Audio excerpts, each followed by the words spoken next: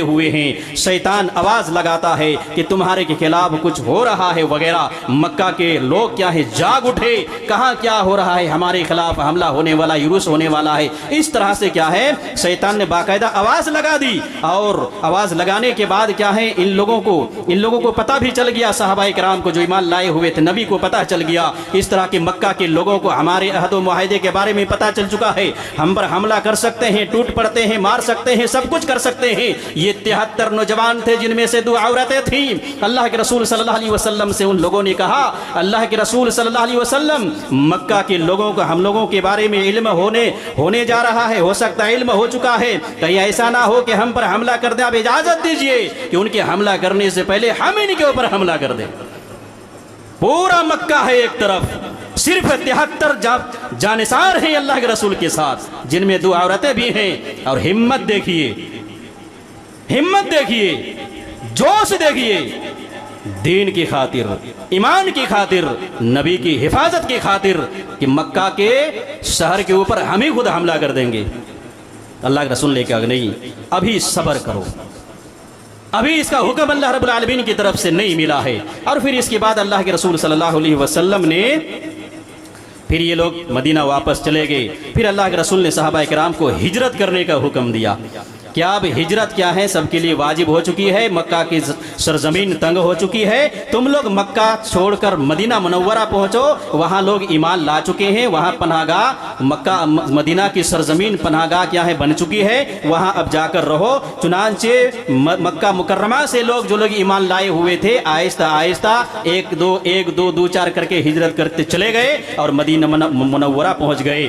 कितनी बड़ी कुर्बानी थी, जान की कुर्बानी दी, माल की कुर्बानी दी। मैं 1-2 वाक़या आपको सुनाता हूँ। हजरत अबू सलमा रज़ियल्लाहु ताला अन्हु मक्का छोड़कर मदीना जाने के लिए तैयार हो गए।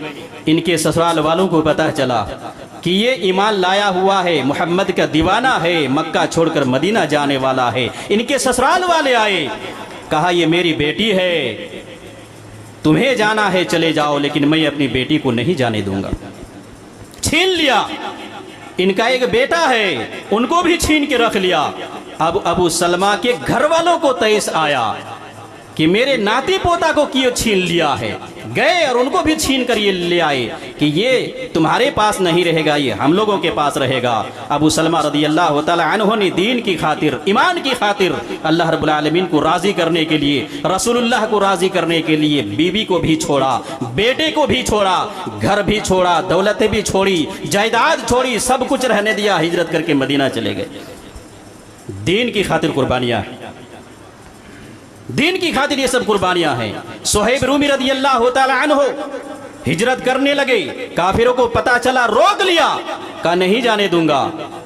ये सुहैब रूमी मालदार थे, पैसे वाले थे, कहा सारी दौलत अगर मैं रख दूं यहीं तब जाने दोगे? कहा कि हाँ। कहा सारी दौलत रख लो, सारी दौलत रख लो, हमें इसकी जरूरत नहीं है, लेकिन यहां छोड़कर हमें मदीना जाना है। रख दिया वही सब कुछ, चले गए मदीना। दीन की खातिर माल की कुर्बानी हो रही है, जान की कुर्बानी हो रही है।